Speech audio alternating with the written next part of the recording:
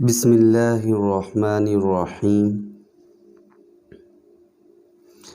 नबी करीम सल्लल्लाहु अलैहि वसल्लम को गुस्ल दिया जा रहा था तो आप सल्लल्लाहु अलैहि वसल्लम की पलकों पर ठहर जाने वाले कतरे हज़रत अली रज़ियल्लाहु ताला अन्हु ने पी लिए तो क्या मुआज़ा पेश आया। ईमान फरोज़ वाक़या।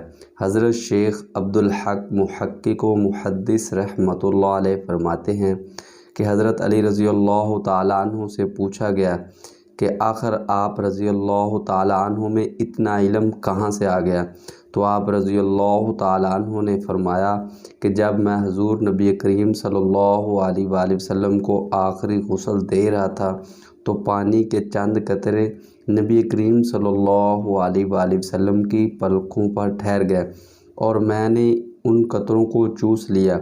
बस फिर क्या था, इल्मो अदरक का समंदर मेरे अंदर ठाठे मारने लगा। तो जिस नबी सल्लल्लाहु अलैहि वसल्लम के गुस्ल के पानी के चंद कतरों में ये कमाल था तो उनको चूस कर हज़रत अली रज़ियल्लाहु ताला अन्हु को सीने में इल्मो अदरक का समंदर मुअज्जज़ हो गया।